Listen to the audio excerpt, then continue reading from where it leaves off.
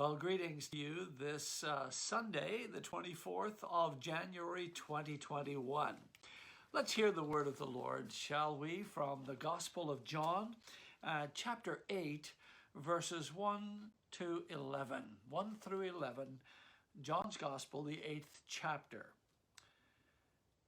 But Jesus went to the Mount of Olives. At dawn, he appeared again in the temple courts, where all the people gathered around him, and he sat down to teach them. The teachers of the law and the Pharisees brought in a woman caught in adultery. They made her stand before the group and said to Jesus, "Teacher, this woman was caught in the act of adultery. Now, in the law of Moses, we are commanded to stone such women. Now, what do you say?" They were using this question as a trap in order to have a basis for accusing him. But Jesus bent down and started to write on the ground with his finger. And when they kept on questioning him, he straightened up and he said to them, "If any one of you is without sin, let him be the first to throw a stone at her." Again, he stooped down and wrote in the ground. At this, those who heard began to go away one at a time, the older ones first, until only Jesus was left with the woman still standing there. Jesus straightened up and asked her, "Woman, where are they? Has no one condemned you?" "No one, sir," she said. "Then neither do I condemn you," Jesus declared. "Go now and leave your life of sin." This is the word of the Lord. Jesus straightened up and asked her, "Woman, where are they? Where are those accusers? Has nobody condemned you?" "No one, sir," she said. Then the beautiful words, "Then neither do I condemn you. Go now and leave your life of sin." As we move into the 8th chapter of John, Jesus had gone to the Mount of Olives. It obviously was night because we're introduced to the words in the first verse that the next day, or at dawn, which is obviously the next day, he appears in the temple courts. And all the people had gathered around him to hear what he had to say, and he began to teach them. Then he was interrupted by the teachers of the law and the Pharisees as they brought to him this woman who was caught in adultery. Now, brought is a gentle word. It's more likely that they dragged her in. And they made her stand in front of Jesus, but not only Jesus, they made her stand in front of the whole crowd.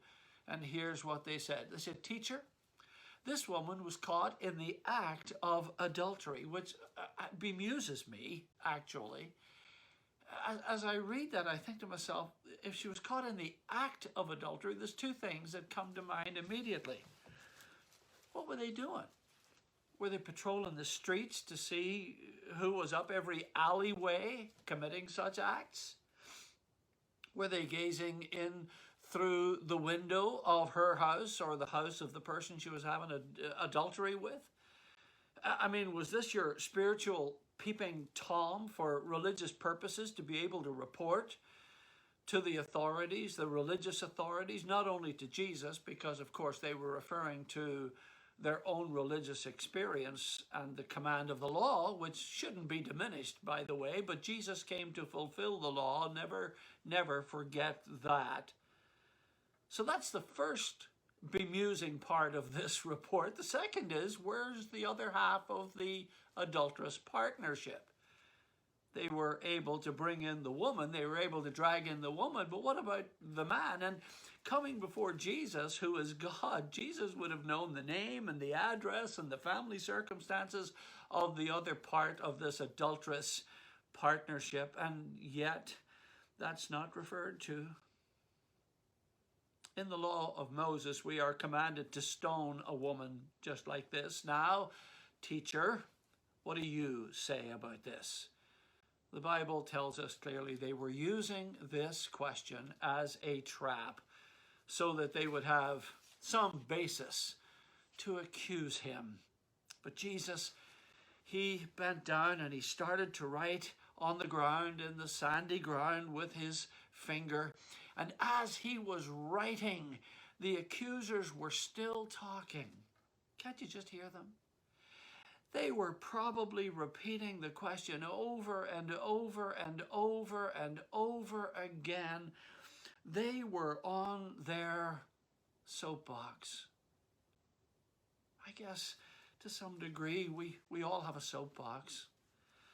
We all have a hobby horse that we like to ride when it comes to issues, spiritual and social and religious issues, and we just keep going on and on and on and on till there seems to be no end. And all this time, Jesus is just writing in the sand.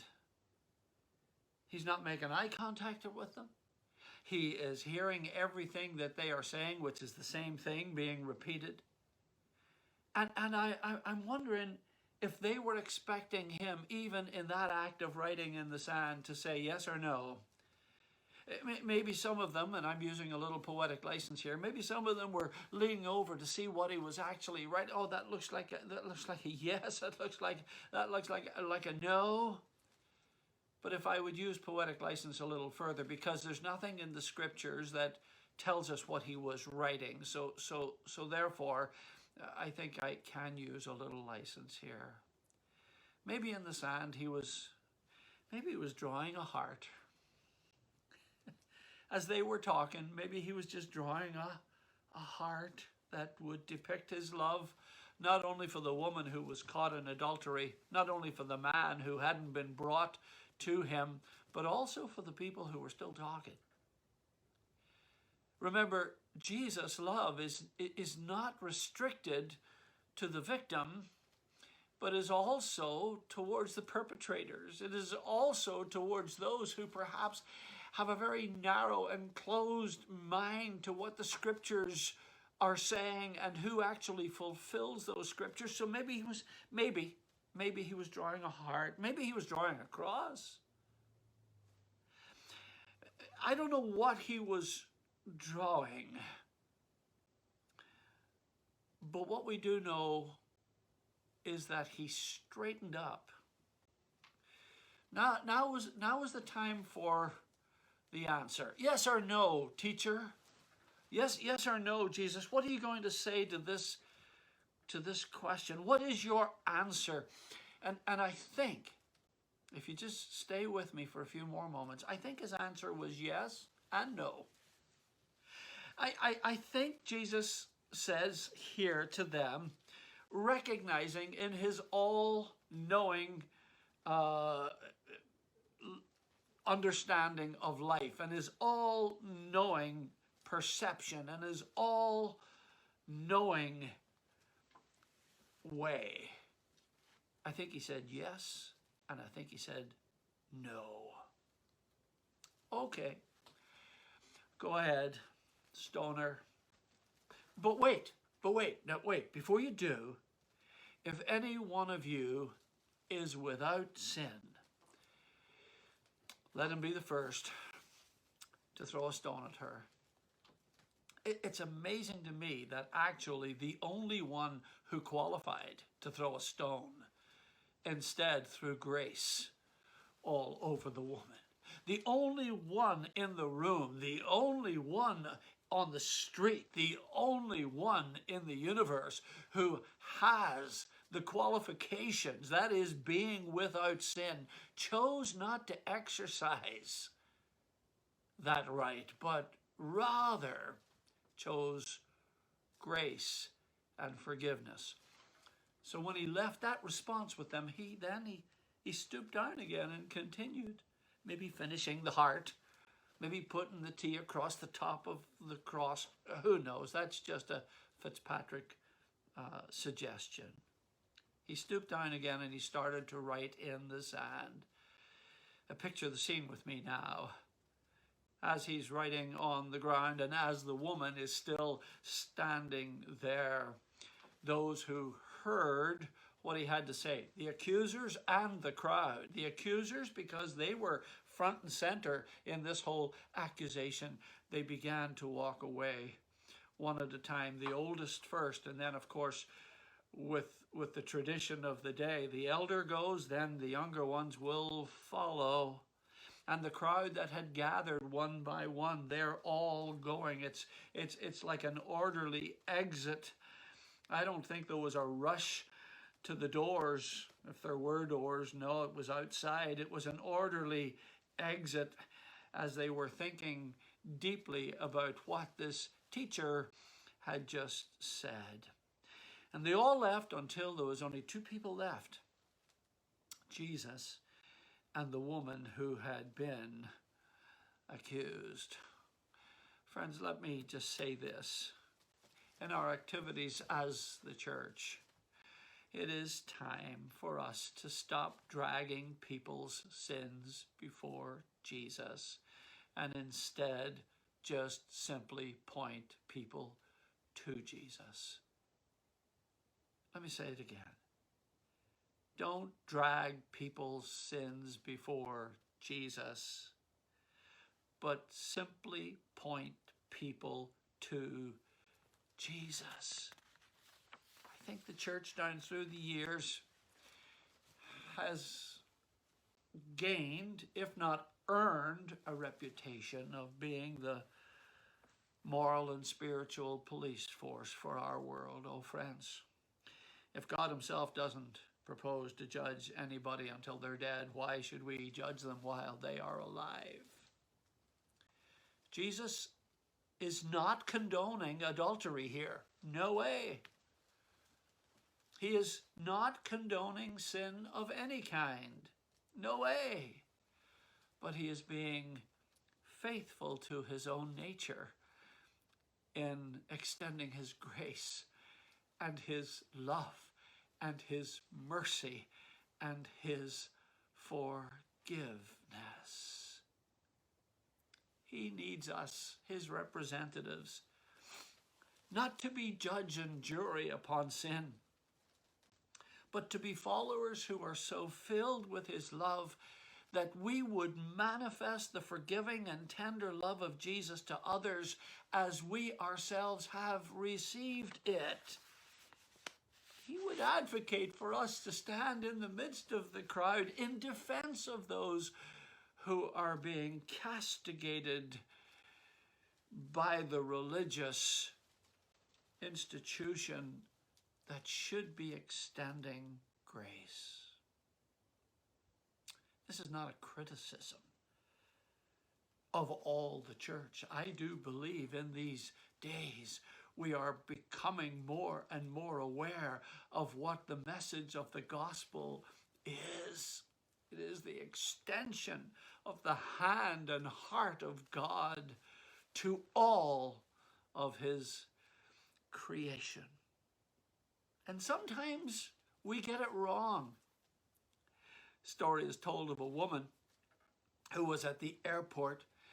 She was at the departure gate waiting for her flight to leave. Of course, the inevitable happened and the flight was going to be delayed. So she went over to the store and she bought a book and she bought a bag of cookies. She came back to where she had been sitting, took her seat again, and now the departure gate area filled up with people. She was engrossed in reading her book, and with every page, she would just dip into the cookie bag and she would retrieve one. She was having a good time. And there was a man who came and sat beside her, and as she was reading her book and she was taking the cookie, he too would dip his hand into the cookie bag, and she noticed it, but she didn't make eye contact with him. She noticed it, but she didn't address him, but she was becoming more and more and more irritated. Here's a man sitting beside her, into the bag of cookies until there was only one cookie left. And what did he do next? Well, he put his hand into the bag of cookies, retrieved the cookie, broke it in half, and handed her a portion. Now she was livid. Now that put her over the edge, and she stood up and she called him for everything she could think of. She attacked his personhood. She attacked his heritage. She attacked his history. She declared not only to him but to everybody, what sort of an upbringing have you? Do you not know any better? What in the world is going on? And stormed off down the gateway onto the plain. And as she sat down preparing for a rather long flight to come, she put her hand into her purse to retrieve the book into which she had been so engrossed, only to discover a full unopened bag of cookies. And suddenly she realized that not only was the bag of cookies belonging to the man, but he was so willing to share with her what he had, even down to the last one that he broke in half and gave to her. Her response to him had been one of judgment. She had made up her mind that he was not socially adjusted properly. She had made up her mind that he was bold and that he didn't care about her bag of cookies, but he was just going to eat for as long as he could and get away with it. I think that's a message for all of us. I think sometimes we can get it wrong regarding people, where they come from and how they've been raised, and we pass judgment on that, sometimes only to discover that the heart of that person is so beautiful, so giving, so caring, and what they oftentimes come up against is the teachers of the law who say, this woman was caught in adultery. Now, you know as well as we do that she should be stoned. This teenager did something really reckless and silly, and you know, we just can't tolerate that. We could fill in the blank for that woman who was caught in adultery, to whom Jesus said, I don't condemn you. I just love you. Go and leave your life of sin. Ira Wilson wrote the words. George Schuller wrote the music in 1924 of this great hymn. Out on the highways and byways of life, many are weary and sad. Carry the sunshine where darkness is rife, making the sorrowing glad. Tell the sweet story of Christ and his love. Tell of his power to forgive. Others will trust him if only you prove true every moment you live. Give as 'twas given to you in your need. Love as the Master loved you. Be to the helpless a helper indeed. Unto your mission be true. And then the refrain. Make me a blessing. Make me a blessing. Out of my life may Jesus shine. Make me a blessing, O Savior, I pray. Make me a blessing to someone today. May the Lord bless you to bless others. Until next week. Lord willing, we'll see you then. Bye for now.